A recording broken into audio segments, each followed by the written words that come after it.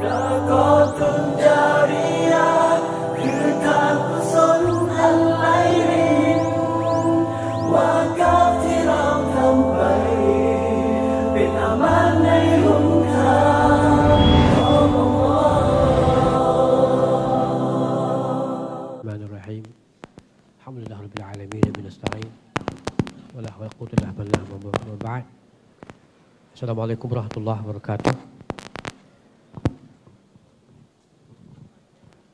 Alhamdulillah, pada petang ini kita bersama lagi untuk dalam sesi yang kedua yang kita belum lagi selesai pada waktu pagi. Alhamdulillah, InsyaAllah bersama kita pada petang ini panelis daripada Malaysia dan juga Indonesia. Sebenarnya itu adalah wakil daripada rumpun Melayu dan juga wakil daripada umat Islam di rantau Asia Tenggara ini. Dan insyaAllah saya ingin menjemputkan Datuk Aminuddin Shuaib untuk ke pentas bersama kita sebagai panelis, dan juga Akh Imam Nur Aziz daripada Indonesia. Dan sebenarnya kita ada lagi satu orang ahli panel, iaitu Syekh Dr. Ismail Lutfi. Beliau akan jadi wakil untuk Thailand untuk membincangkan bagaimanakah pengalaman wakaf. Silakan.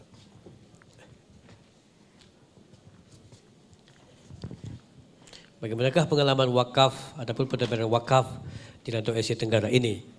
Dan oleh kerana di sesi pagi itu kita gunakan bahasa Arab dan dirumuskan dalam bahasa Thai dengan saya fikir bukan senang jugalah untuk Ustaz Mazlan, Profesor Madia Mazlan Muhammad untuk merumuskan jadi bahasa Thai dengan secara singkat dan ringkas. Walau bagaimanapun saya yakin bahawa kebanyakan peserta pada petang ini boleh memahami bahasa Indonesia dan juga bahasa Malaysia. Jadi kita akan teruskan program kita dalam bahasa Melayu. Kita tak akan guna bahasa Indonesia dan tak akan bukan juga bahasa Malaysia, bahkan bahasa Melayu insya-Allah. Kecap Melayu. Kosdak lagi. Jadi kalau orang Indonesia kecap Melayu tu kosdak lagi. Alhamdulillah, untuk kita tak memanjangkan lagi masa kita, kerana kita hanya mempunyai 45 minit sahaja untuk sesi kedua ini. Manakala workshop kita akan diteruskan dan kita akan kembali balik kepada hall ini untuk rumusan workshop kita itu, dan kita akan ada satu deklarasi bersama. นะครับในช่วงบ่ายนะครับเรามีช่วงที่2ของการพูดคุยถึงประสบการณ์การบริหารกิจการวากัฟในกลุ่มประเทศอาเซียนนะครับซึ่งพร้อมกับเราในวันนี้ก็มีดัตโตอามินุดดินโชอิบนะครับซึ่งท่านเป็น CEO CEO ยายาซันอินฟักมาเลเซียนะครับแล้วก็อีกท่านหนึ่งนะครับซึ่งเดินทางมาจากประเทศอินโดนีเซียนะครับท่านอิหม่ามนูรอาซิซนะครับเป็น Strategic Development ของ Global Waqaf Fund นะครับของประเทศอินโดนีเซียซึ่งทั้งสองท่านมีส่วนเกี่ยวข้องกับการบริหารจัดการวากัฟนะครับในส่วนที่เกี่ยวข้องทั้งภาคเอกชนและภาครัฐนะครับแล้วก็ท่านมีวิทยากรอีกท่านหนึ่งก็คือท่านประธานมูลนิธิมะดีนะตุสสลามวันนี้ขอเรียนให้ผู้เข้าร่วมกิจกรรมเข้าใจนะครับว่าท่านผู้ช่วยศาสตราจารย์ดร. อิสมาอิล ลุตฟีไม่ได้มาร่วมกิจกรรมในฐานะอธิการบดีมหาวิทยาลัยฟาตอนีแต่วันนี้เราอยากจะให้พวกเราทุกคนรู้จักท่านในฐานะประธานมูลนิธิมะดีนะตุสสลามแล้วก็ท่านจะมาร่วมพูดคุยในเป็นท่านที่3นะครับในส่วนที่เกี่ยวข้องกับการบริหารจัดการวากัฟท่านอาจจะพูดถึงในกิจการวากัฟของมหาวิทยาลัยฟาตอนีซึ่งเริ่มต้นจากวิทยาลัยอิสลามยะลามหาวิทยาลัยอิสลามยะลาและสุดท้ายมหาวิทยาลัยฟาตอนีและจะก้าวเข้าสู่สเต็ปต่อไปหรือก้าวต่อไปที่มะดีนะตุสสลามนะครับเพื่อที่จะไม่เป็นการเสียเวลานะครับผมจะขออนุญาตเรียนเชิญดัตตุอามินุดดีนโชอิบนะครับที่จะพูดคุยกับพวกเราในช่วงเวลาไม่เกิน15 นาทีนะครับDatuk floor bersama Datuk, tetapi kita ada hanya 15 minit saja. Lagipun Datuk akan gunakan PowerPoint. Jadi kita mungkin melihat bagaimanakah cara pentadbiran wakaf di Malaysia. Silakan Datuk.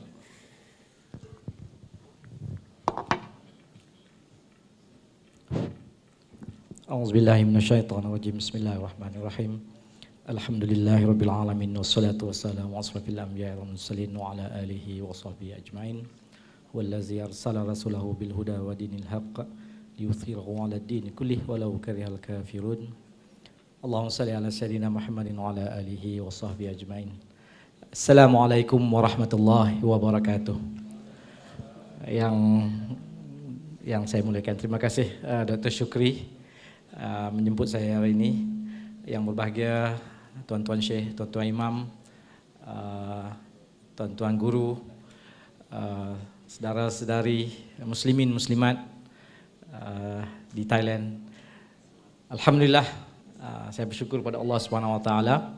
Hari ini dapat saya berkongsi insya-Allah sedikit pengalaman. Jadi sepatutnya bukan saya yang ke depan hari ini, sepatutnya Datuk Jamal Muhammad Amin tu nama dia ada di atas tu.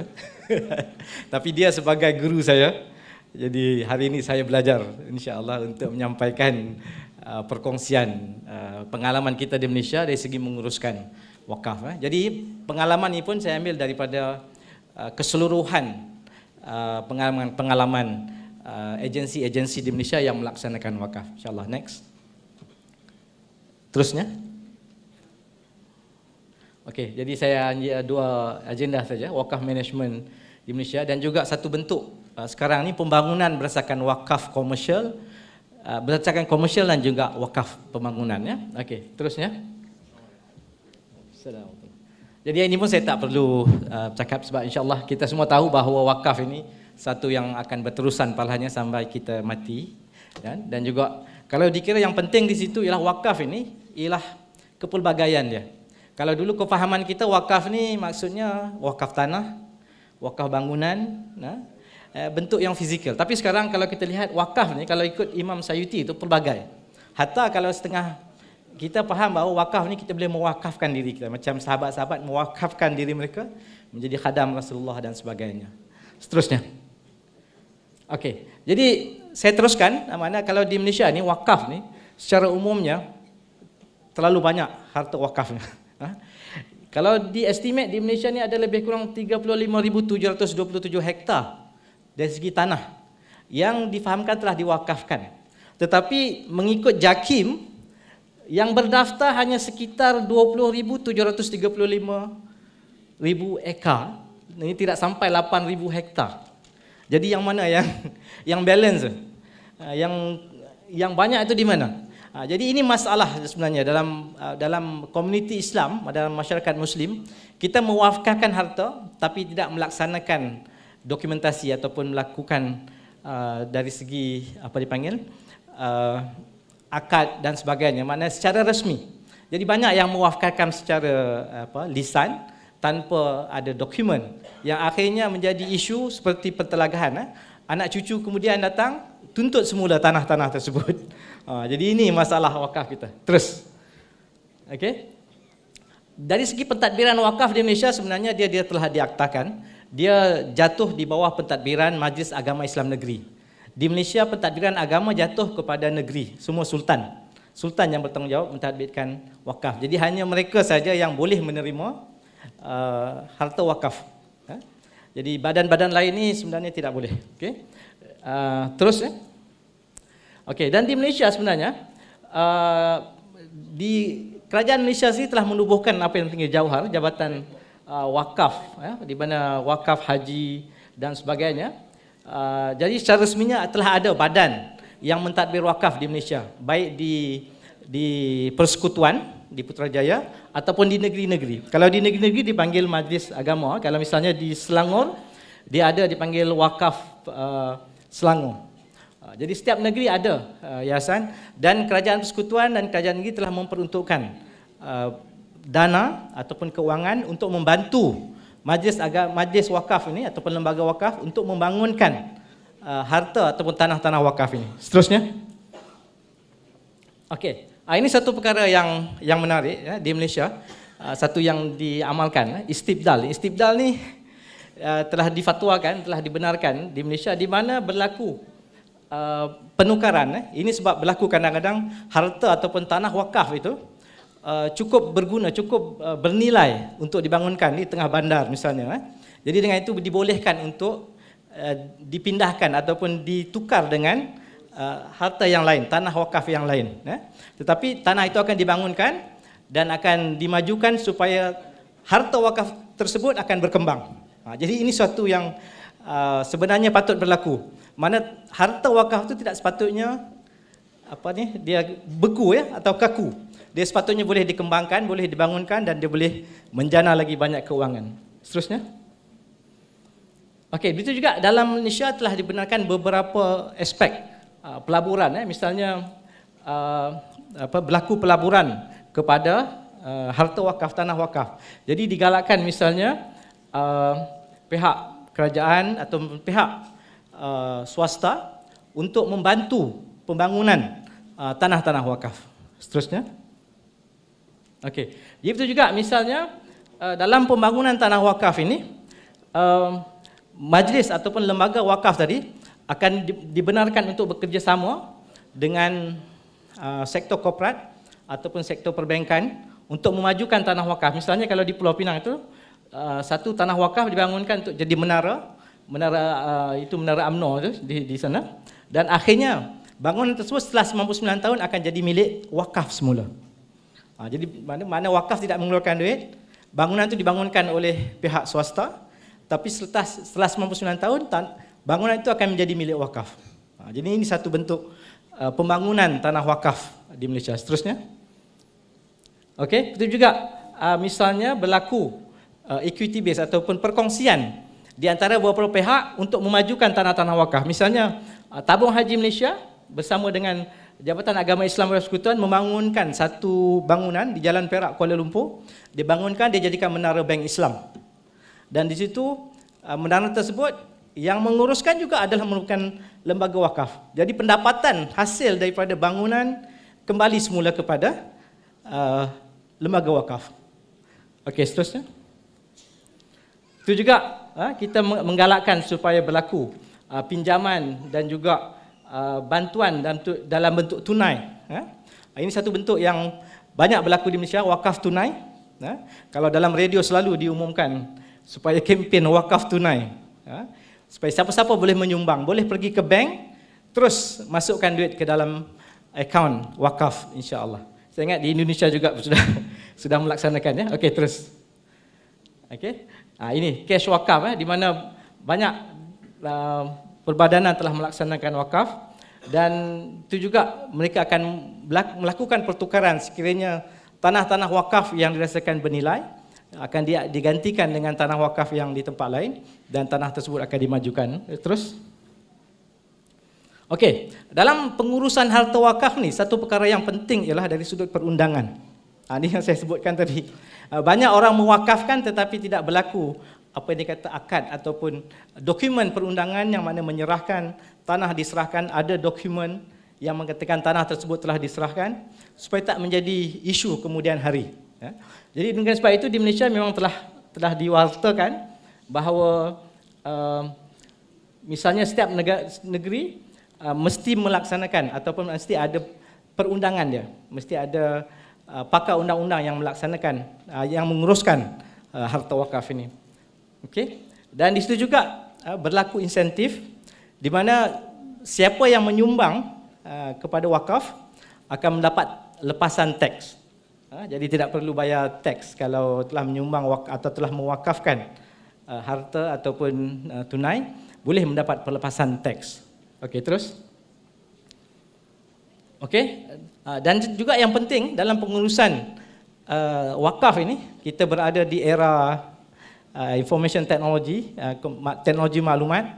Jadi saya kira sangat penting supaya dokumen-dokumen harta wakaf diuruskan, disimpan di dalam sistem komputer supaya kita boleh tengok harta atau tanah itu di mana, berapa agak nilainya, bagaimana keadaan lokasi dan sebagainya. Dan ini telah dilaksanakan di beberapa negeri, di antaranya telah menggunakan Geographical Information System. Jadi kita boleh melihat keadaan tempat tersebut. Kalau sekarang ni boleh tengok di mana dan bagaimana keadaan harta wakaf tersebut. Okey, terus. Satu lagi perkara juga ialah perlunya ada. Ini kepada semua lembaga wakaf di Malaysia perlu ada dipanggil manual pengurusan. Mana ada garis panduan bagaimana nak menguruskan. Misalnya kalau orang datang, ada orang datang untuk menyerahkan harta wakaf, apa yang perlu dilakukan? Apa dari segi borang, dokumen, itu juga dari segi bantuan-bantuan lain supaya jelas penyerahan harta wakaf. Dan itu juga rekod, dari segi rekod perkara tersebut perlu disimpan dengan baik. Jadi ini insya-Allah akan mengelakkan dari segi perbalahan di kemudian hari. Terus, itu juga satu perkara yang penting dalam pengurusan wakaf, perlu ada majlis fatwa ataupun advisor atau penasihat, supaya misalnya macam tadi, misalnya kalau nak berlaku iftidal tadi, berlaku nak pertukaran tanah, itu semua memerlukan kadang-kadang memerlukan pandangan daripada majlis fatwa supaya tidak berlaku conflict of interest, ataupun kadang-kadang ada berlaku harta wakaf ni dibangunkan dengan tujuan tertentu. Jadi ini kita memerlukan majlis fatwa untuk membantu memberikan pendapat dan sebagainya. Okey, terus. Okey, ini satu contoh wakaf yang dibangunkan di Malaysia yang dipanggil sebagai wakaf korporat. Wakaf korporat ni ialah dalam satu bentuk di mana ini diamalkan oleh Perbadanan Johor, di mana dia mengarahkan kepada anak-anak syarikat Perbadanan Johor, sewaktu dia nak disenaraikan di bursa saham, mereka akan menyumbang sebahagian daripada saham tersebut kepada wakaf. Dulu diuruskan oleh Wakaf Anur, sekarang dipanggil Awqaf, dan sekarang ni dana dia telah terkumpul banyaklah, berjuta-juta ringgit, di mana bila saham itu naik, dia kembali semula disumbangkan kepada wakaf atau Awqaf tadi, dan mereka telah mula menjadi developer, membangunkan tanah-tanah wakaf menjadi developer yang akhirnya mendapat pendapatan yang menambah keuangan wakaf tersebut. Okey, terus. Kemudian ada juga berlaku wakaf muamalat. Ini dilaksanakan oleh misalnya oleh Wakaf Selangor dan juga Bank Muamalat. Mana bagi mereka yang nak menyumbang, boleh terus menyumbang secara tunai kepada akaun tersebut. Dan itu juga tabung haji misalnya juga terlibat dalam pembangunan harta-harta wakaf, tabung haji property, dan ini menaikkan nilai ataupun tabungan daripada lembaga wakaf. Terus, ini antara satu contoh pembangunan. Kalau tuan-tuan lalu ke Pulau Pinang, ada satu bangunan wakaf Siti Aisyah, merupakan bangunan yang dibangunkan di tanah wakaf yang akhirnya sekarang menjadi tapak perniagaan kepada orang Melayu. Ini satu perkara yang bagus. Jadi membantu usahawan Melayu. Dan saya nak ceritakan juga antara perkara yang baik bila berlaku wakaf tunai dan juga beberapa wakaf korporat dan sebagainya tadi. Sebahagian daripada harta wakaf tersebut digunakan untuk membantu usahawan secara qardul hasan. Mana pinjaman tanpa interest ataupun tanpa keuntungan. Ini satu perkara yang baik yang dilaksanakan di Malaysia, alhamdulillah. Okey, terus. Okey, satu aspek yang penting dalam pengurusan wakaf, pengalaman kita di Malaysia, maknanya pentadbir kepada wakaf ni perlulah diuruskan dengan baik. Sebab tu di Malaysia ni diaktakan bahawa wakaf ni hanya diuruskan oleh Majlis Agama Islam Negeri. Jadi di bawah kerajaan, dan dia memudahkan pengurusan, mana boleh dipantau setiap masa. Kemudian pengurusan keuangan, sebab wakaf melibatkan harta berjuta-juta ringgit. Kalau tidak diuruskan dengan baik, kemungkinan dia akan boleh bocor, boleh disalahgunakan. Dan akhirnya yang penting di situ ialah pengurusan data ataupun pengurusan maklumat harta wakaf. Sebab berlaku banyak kes harta wakaf yang tidak didaftarkan secara sempurna, tapi tanah tersebut diduduki oleh bangsa Cina dan sebagainya. Setelah sekian lama, sebab tanah tu tidak ada dituntut oleh sesiapa, akhirnya orang Cina yang tuntut tanah tersebut. Walaupun tanah tu asalnya datuk nenek dulu menyerahkannya untuk diwakafkan. Jadi ini berlaku kalau tidak berlaku pengurusan data ataupun pengurusan maklumat secara baik. Okey, terus. Ini struktur yang tak berapa nampak, tak berapa jelas. Tetapi berlaku kalau misalnya di Wakaf Selangor Muamalat, berlaku di mana ada tiga aliran dia tu, di mana berlaku pengumpulan dana, pengurusan dana dan juga penyaluran dana. Dalam penyaluran dana itu akan dibagikan kepada kesihatan, pendidikan, kebajikan, antaranya juga akan dimasukkan kepada pelaburan. Jadi lembaga wakaf juga akan terlibat dalam pelaburan. Jadi ini mungkin perkara yang baru. Kita tak ingat mana wakaf ni hanya menguruskan harta wakaf. Tapi sekarang ni lembaga wakaf juga terlibat dalam pelaburan. Misalnya wakaf Selangor Muamalat ni, dia akan laburkan semula duit-duit wakaf ataupun hartanah wakaf tadi untuk menjana keuangan semula kepada lembaga wakaf. Terus itu juga untuk wakaf korporat Maybank Islamic, yang ini dengan kerjasama dengan Majlis Agama Wilayah Persekutuan. Itu juga. Dan itu yang masuk di bawah tu, dari segi penyaluran dana tu dia ada pembangunan usahawan muda. Jadi ini satu perkara yang baru juga kadang-kadang kita belajar. Maknanya dia, kita ingat wakaf tu hanya buat bangunan masjid, bangunan surau, sekolah. Tetapi sekarang kita bangunkan usahawan melalui dana wakaf. Jadi ini satu perkara yang insya-Allah kita cuba amalkan. Terus ini di Patani Jaya. Jadi Yayasan Infak alhamdulillah terlibat. Kami cuba membantu pembangunan di Patani Jaya. Jadi secara amnya kita anggap sebagai pembangunan di Patani Jaya ini sebagai satu model ekonomi di mana tujuannya adalah untuk menjana aktiviti ekonomi dan yang akhirnya akan membawa keuntungan, membawa benefit ataupun peluang kepada semua masyarakat di Patani insya-Allah.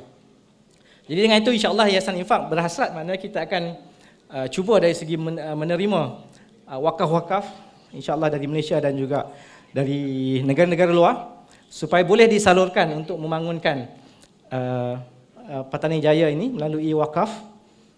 Jadi kita harapkan cadangan pembangunan sebanyak 90,000 juta yang mana boleh dijana untuk membangunkan Patani Jaya insya-Allah. Terus ini saya ingat bagi yang saya ingat mungkin belah Patani dah biasa melihat apa sebenarnya pembangunan di Patani Jaya ini, tapi Yayasan Infak insya-Allah kita berhasrat untuk membantu Universiti Patani untuk membangunkan beberapa fakulti baru. Misalnya fakulti Humanitarian, Comparative Religion, fakulti Perubatan dan juga fakulti Halal lah. Ini antara hasrat kita. Di mana dia juga kita akan bangunkan satu kawasan yang dipanggil sebagai Halal Industrial Hub atau pembangunan industri halal di kawasan Patani Jaya.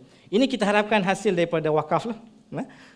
Itu juga masjid, hospital dan sebagainya yang saya ingat tuan-tuan faham dah, tuan-tuan maklum tentang pembangunan di Patani Jaya. Terus di situ sebenarnya dalam hasrat kita untuk bangunkan industri halal ni ataupun wakaf industri ini sebenarnya kita mengharapkan berlaku dipanggil elemen wakaf.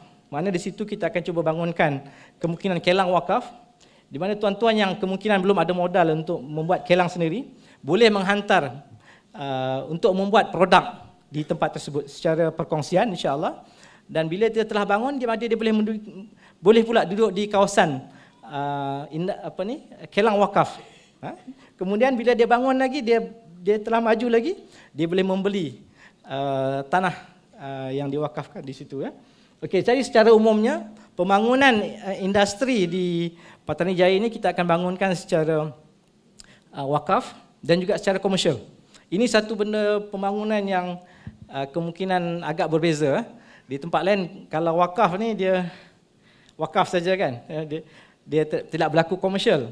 Tapi insya-Allah di Patani Jaya pembangunan secara umumnya kita akan cuba bangunkan berbentuk wakaf dan juga komersial. Maknanya dia bagi mereka yang ada lebih pendapatan, ada yang cukup kewangan, boleh memajukan kawasan ini secara komersial.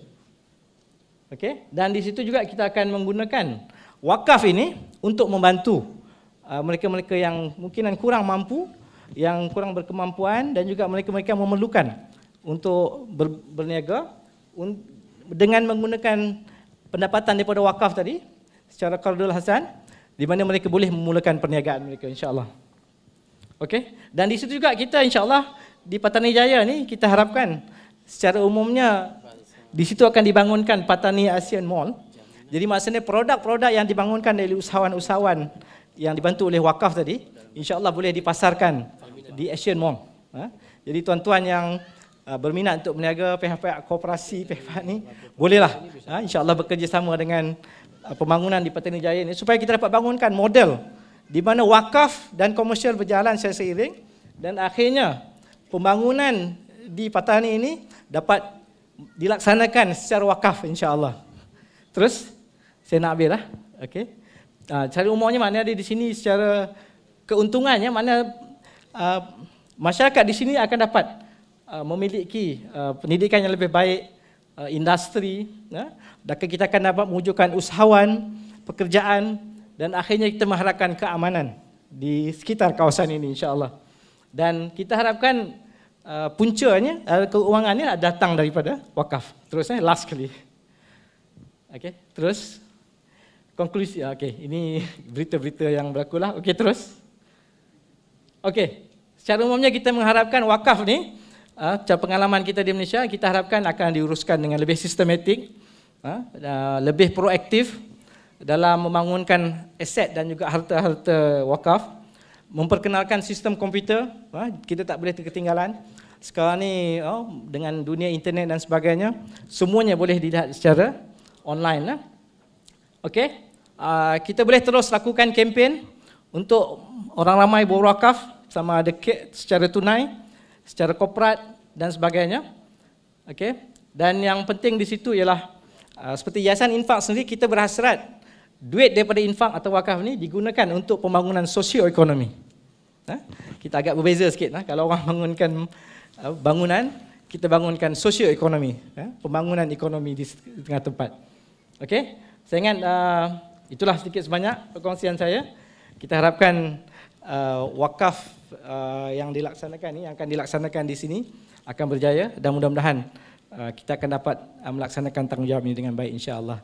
Jazakumullah khairan katsiran. Assalamualaikum warahmatullahi wabarakatuh. Waalaikumsalam warahmatullahi wabarakatuh. Terima kasih banyak Datuk Aminuddin Shoaib yang sudi menyampaikan satu practical aspects lah. Saya fikir setelah kita dengar banyak konsep-konsep setelah pagi itu tadi, sekarang kita tengok apakah yang dilakukan oleh Wakaf di Malaysia. Sedekah jariah kita